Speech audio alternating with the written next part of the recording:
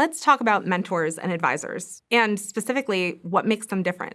I moved to Nashville straight after graduating Berklee College of Music, and I had no idea what I was doing. What moved me to Nashville was actually the fact that I already had a mentor there. I had connected with someone who had spent a long time in the music industry, and that mentor was willing to coach me, was willing to introduce me to people, and willing to take me under their wing and show me a world from the inside that I would have only been viewing from the outside. A mentor is somebody who sees you and understands that while their path may not look identical to yours, that their path could benefit yours. A mentor doesn't necessarily have a specific skill or talent that you lack or that you share, but a mentor has a belief in you that what your path is one that is worth pursuing and one that they are willing to invest their time and energy in to make sure you achieve. That mentor relationship that I had early on in Nashville was the one that got me my first meetings with publishers. It was the one that opened doors for me that absolutely would have stayed closed for years without their effort. Mentors often look a lot like friends, and I'm sure probably right now you're wondering,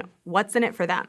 Well, now I can speak as a mentor because in my role as a Berklee professor, I have had the opportunity to serve as mentor for students who are at the beginning of their career. What I can say is that mentors get a tremendous amount of fulfillment from passing the baton to the next generation of creators. It's important to understand that, like all relationships, mentorship can look different for everybody. Some mentors will want to collaborate with you in a formalized way.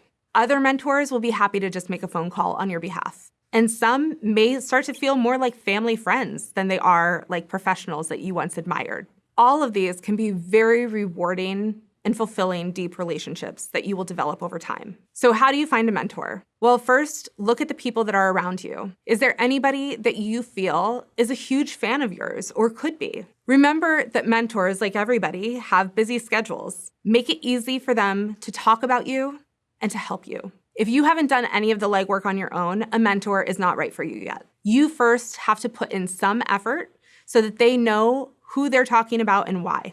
Mentors are best leveraged when you have enough traction to show what you're creating, but not enough to know what to do with it quite yet. Advisors are slightly different. Advisors are typically people that have a very specific skill set, often slightly different than what your strengths are, or perhaps a different angle or perspective to what you already know. Advisors are typically people like attorneys, CPAs, tax professionals, label professionals, publishing professionals. They can be all kinds of different professions or people in your world and life. Advisors are people that you're not going to go to for a general door opening necessarily, although they may become a mentor. But advisors are people that you take questions to that need an answer. Direct, finite questions. Advisors can be great at using their tools, skills, and contacts to help you solve an actual problem, while mentors are excellent at helping light the way in an otherwise dark hall. You need both, and in order to get either, you need to be coachable, open, and already putting in the work.